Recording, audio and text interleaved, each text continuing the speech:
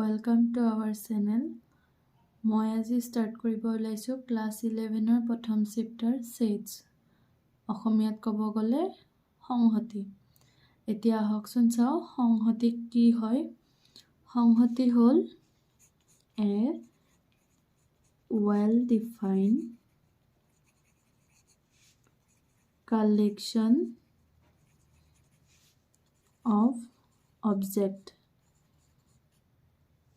সংহতি হ'বৰ কাৰণে কি হ'ব লাগিব, অবজেক্টবোৰৰ কালেকশ্যনটো ৱেল ডিফাইন হ'ব লাগিব।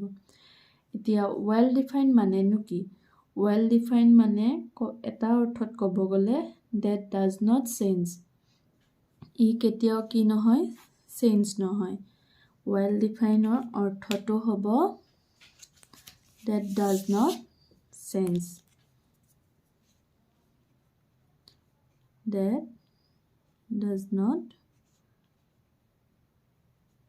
change। এতিয়া অসমীয়াত যদি মই ক'ব যাওঁ তোমালোকৰ সংহতি মানে হ'ব সুসজ্জিত মৌলবোৰৰ এটা থোপ বা গোট। এতিয়া সেই কথাটো আমি বুজিবৰ কাৰণে কিছুমান উদাহৰণৰ কথা ক'ম ইয়াতে। চাবাচোন উদাহৰণবোৰেৰে বুজিছা নাই। এতিয়া যেতিয়া মই ক'ম যে তোমালোকৰ ঘৰৰ পৰিয়ালৰ থোপটো, তেতিয়াহ'লে তাত সুসজ্জিত হয়নে নহয় বা ৱেল ডিফাইন হয়নে নহয়। হয়তো কিছুমানৰ ঘৰত 10টা পৰিয়াল, কিছুমানৰ ঘৰত 4টা পৰিয়াল। এতিয়া মই কৈছোঁ তোমালোকৰ ঘৰৰ পৰিয়ালৰ থোপটো, চবেই জানো নিজৰ নিজৰ ঘৰৰ পৰিয়ালৰ থোপটো কি হ'ব পাৰে, 10টা 4টা সেনেকুৱা। তাত কিবা চেঞ্জেছ হ'ব নেকি?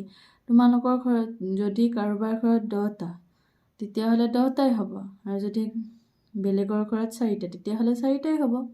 তেনেকুৱা ধৰণৰ কথাবোৰ হয়। তাতকৈও যদি ভাল উদাহৰণ ল'বলৈ যাওঁ, আমি ক'ব পাৰোঁ যে সপ্তাহৰ অসমীয়া বাৰকেইটাৰ নামৰ থোপটো, সেইকেইটা সলনি হ'ব নেকি? সেইকেইটা কেতিয়াও সলনি নহয়। আজি যদি সোমবাৰ, কালিলৈ মঙলবাৰ, পৰহিলৈ বুধবাৰ, তেনেকুৱাই থাকিব সোমবাৰৰ পৰা ৰবিবাৰলৈ। সিহঁতৰ মাজত কোনো ধৰণৰ চেঞ্জেছ নাহে।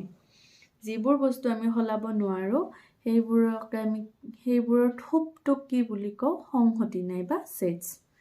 এতিয়া আহাচোন কিছুমান উদাহৰণ চাওঁ আমি।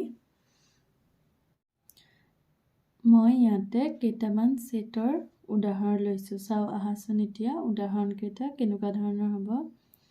Collection of first 5 natural number. এতিয়া প্ৰথম 5টা নেচাৰেল নাম্বাৰ কি হয়? 1 2 3 4 5। এইকেইটা আমি জানো ইহঁতৰ কি হ'ব, এটা থোপ হ'ব পাৰে, যিটো আমি ইয়াত স্পেচিফিকলি কৈ দিছোঁ collection of first 5 natural number বুলি। এইটো তেতিয়াহ'লে কি হ'ব, আমাৰ ছেট হ'ব। নেক্সট চোৱা collection of first 5 prime number. First 5 prime number কোনকেইটা হ'ব? 2 3 5 7 and 11। অ'কে, এই প্ৰথম 5টা আমাৰ প্ৰাইম নাম্বাৰ কি হ'ব, এটা থোপ হ'ব, কাৰণ আমি ইয়াত কৈ দিছোঁ যে প্ৰথম 5টা বুলি। সেই হিচাপে এইটোক আমি কি ক'ব পাৰিম, সংহতি ক'ব পাৰিম। তাৰ পাছৰটো চোৱা vowel in English alphabet. English এলফাবেটৰ ভাৱেল কেইটা আমাৰ? 5টা। সেই 5টাৰ কথাই আমি ক'ব পাৰোঁ।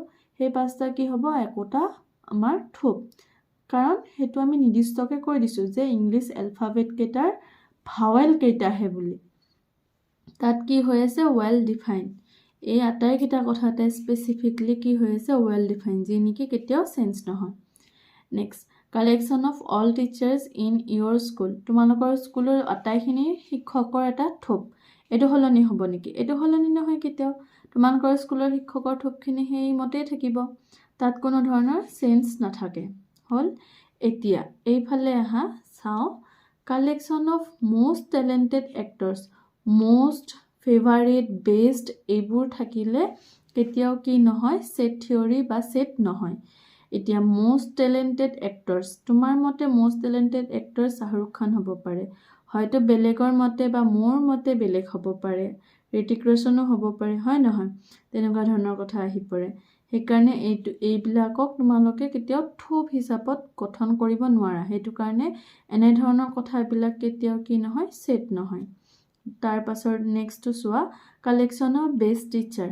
বেষ্ট টিচাৰ তোমাৰ মতে বেষ্ট টিচাৰ বেলেগ কোনোবা বেলেগ হ'ব পাৰে আৰু তোমাৰ ফ্ৰেণ্ডৰ মতে বেষ্ট টিচাৰ বেলেগ হ'ব পাৰে চবৰে ধৰণকৰণবিলাক মানুহ ভেদে মন ভেদে বস্তুবোৰ বেলেগ বেলেগ হয় সেইটো কি হৈ নাথাকে ৱেল ডিফাইন হৈ নাথাকে সেইটো কাৰণে এইটোক আমি কি ক'ব নোৱাৰো সেট বুলি ক'ব নোৱাৰো নেক্সট ইয়োৰ ফেভাৰিট ক্ৰিকেটাৰ মোৰ মতে ক্ৰিকেটাৰ হয়তো MS ধোনী হ'ব পাৰে তোমালোকৰ মতে বিৰাট কোহলি হ'ব পাৰে আৰু মোৰ দেউতাহঁতৰ মতে তেণ্ডুলকাৰ হ'ব পাৰে হয় নহয় ফেভাৰিট ক্ৰিকেটাৰ সো এই বস্তুটো আমি কেতিয়াও এটা থূপ হিচাপে ৰাখিব নোৱাৰো আৰু এই ধৰণে সেট আমি বাছনি কৰিব লগা হয় এটো ৱেল ডিফাইন হয় নে নহয় এতিয়া ৱেল ডিফাইনটো কি বুজাইছে ভালদৰে বুজিলানে এতিয়া আমি নেক্সট চাও আহা সেটৰ ষ্ট্ৰাকচাৰ অফ সেটস সেটনো আমি কেনেকৈ লিখিব লাগে সেইটো চাও আহা সেট এটা লিখিবৰ কাৰণে ধৰা মই আগতে এক্সাম্পল লৈছিলো যে আমি এইটো ললো ভাৱেল ইন ইংলিছ এলফাবেটৰ ভাৱেল কেটাৰ সেটটো হেতু এতিয়া কেনেকৈ ল'ব লাগিব চোৱা ভাৱেল কেটাৰ সেট বুলি কৈছো কাৰণে ফাৰ্স্ট সেটটো ৰিপ্ৰেজেন্ট কৰিব এটা ক্যাপিটেল লেটাৰে ভাৱেল আছে ভি দিছো হেনেকুৱা কথা নহয় তুমি এ বিও দিব পাৰা তাত একো কথা নাই আৰু যেতিয়ালে তোমাৰ দিয়া নাথাকে তেতিয়া তুমি দিব পাৰা সচৰাচৰ সেটৰ ৰিপ্ৰেজেন্টেশনৰ সেটৰ মানে গৰাকীটো ক'বলে গলে গৰাকীটো দিয়াই থাকে সাপোজ কিছুমানত ক্যাপিটেল লেটাৰ থাকে কিছুমানত ম্যাক্সিমাম তোমালোকৰ সেটৰ মেইন যেটো আমাৰ ৰিপ্ৰেজেন্টেশন হয় তাত সেট এটা বুজাবৰ কাৰণে সদায় ক্যাপিটেল লেটাৰে ইউজ কৰে আৰু ইকুৱেল চিন দি দুইফালে স্কয়াৰ ব্ৰেকেট লগাই দিয়ে কুটিল বন্ধনীৰ যেটো আমাৰ চিন আছে হেতু লগাই দিয়ে আৰু ইয়াৰ ভিতৰত থাকে এলিমেন্ট বিলাক এতিয়া কি সেট লৈছো vowel in English alphabet element কি হ'ব এ ই আই ও ইউ কুটিল বন্ধনীৰ ভিতৰত থকাখিনি কি হ'ব এলিমেন্ট আৰু সেট ৰিপ্ৰেজেন্টেশন সেটৰ ষ্ট্ৰাকচাৰটো কি হয় ক্যাপিটেল লেটাৰে গোটেই হোল সেটটো বুজাব ইকুৱেল চিন দি কুটিল বন্ধনীৰ ভিতৰত আমি এলিমেন্ট বিলা লিখিব লাগে আৰু আটাইকিটা এলিমেন্টতে কি দিব লাগে কমা দি যাব লাগে এতিয়া নেক্সট চাও আহাচোন এই যে আমি লিখিলো এই ফৰ্মটো কি কয় সেটৰ এই ফৰ্মটো কি কয় বা যদি আমি এনেকেও লিখিলো হয় v equal x such that x is a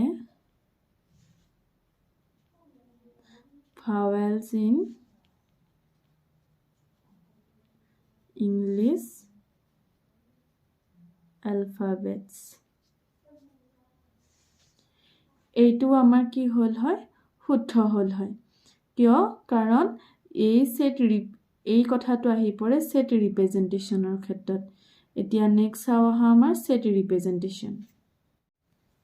ৰিপ্ৰেজেন্টেশন of sets set দুটা ধৰণে ৰিপ্ৰেজেন্ট কৰিব পাৰি এটা হল ৰস্টাৰ ফৰ্ম বা টেবুলাৰ ফৰ্ম অসমীয়াত এইটো ক'ব তালিকাকৰণ পদ্ধতি আৰু নেক্সটটো হ'ব সেট বিল্ডাৰ ফৰ্ম অসমীয়াত ক'ব সংজ্ঞাবদ্ধ পদ্ধতি এতিয়া সো ৰস্টাৰ ফৰ্মত আমি কেনেকৈ লিখো a equal to 1, 2, 3, 4, 5, 6, 7 সেম একেটা বস্তুৱে যেতিয়া আমি সেট বিল্ডাৰ ফৰ্মত বা সংজ্ঞাবদ্ধ পদ্ধতিত লিখিব লগিয়া হয় তেতিয়া a equal to কি লিখিব লাগিব x such that x এই সিম্বলটো ক'ব belongs to মানে নেচাৰেল নাম্বাৰত আছে x বিলা এতিয়া x টো কি হ'ব ইয়াত আমি কলে লিখিছিলো 7 হলে সো x ৰ ভ্যালুটো কি হ'ব x less than equal to 7 মানে 7 তকৈ আৰু ডাঙৰ হ'ব নোৱাৰে লাষ্ট কিমান হ'ব নেচাৰেল নাম্বাৰ 7 এই কথাষাৰ কেনেকৈ লিখিব লাগিব সেট বিল্ডাৰ ফৰ্মত x such that x belongs to natural number n,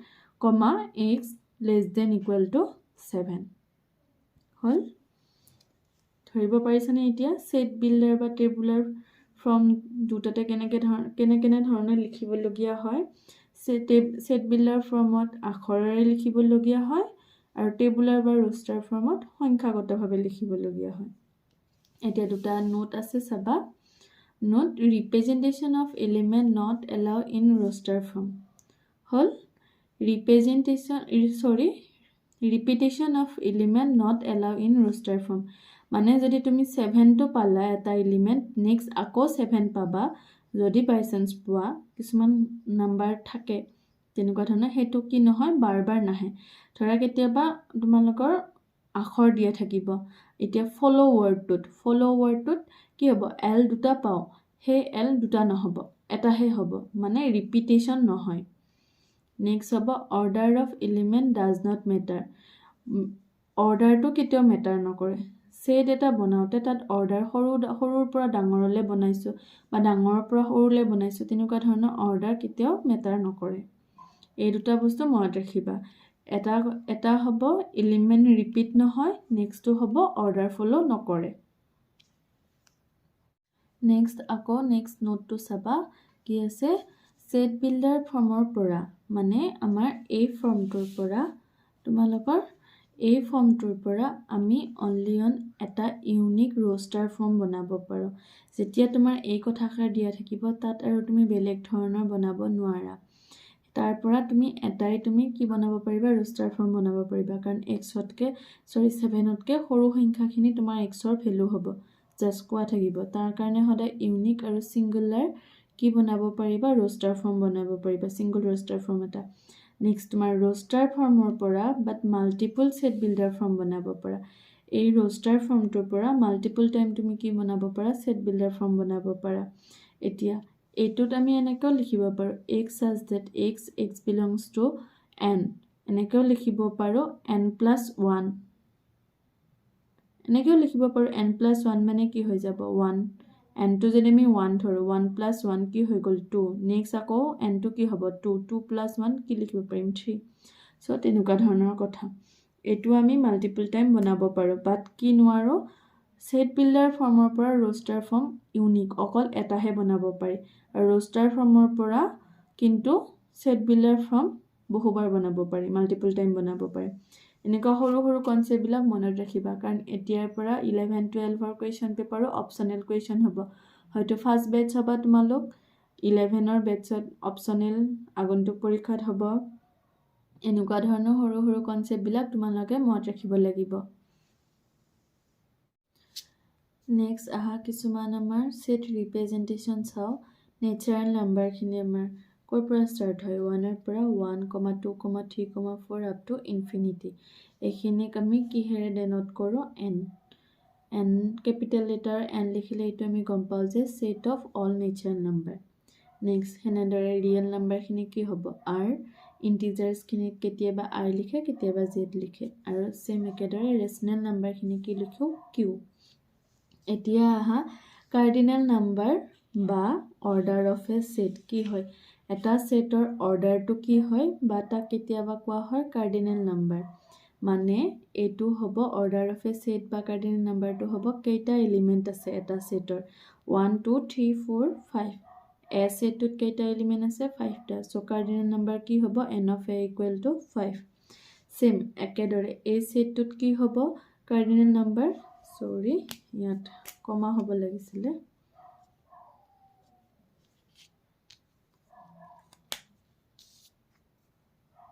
ইয়াত কাৰ্ডিনেল নাম্বাৰ কি হ'ব 1, 2, 3, 4, 5, 6।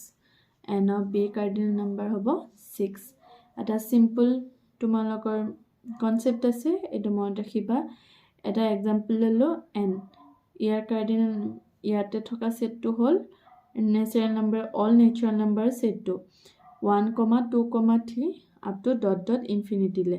এতিয়া কি হ'ব, n of n not define. এইটো আমি কেতিয়াও কি কৰিব নোৱাৰোঁ, ডিফাইন কৰিব নোৱাৰোঁ। কিয় ডিফাইন কৰিব নোৱাৰোঁ, কাৰ্ডিনেল নাম্বাৰ মানে কি, এটা ডেফিনিট হৈ থকা বা ফাইনাইট হৈ থকা ছেট এটাৰ যিকেইটা এলিমেণ্ট আছে সেইটোৰ পৰা আমি কি উলিয়াইছিলোঁ, আমি কাৰ্ডিনেল নাম্বাৰ উলিয়াইছিলোঁ।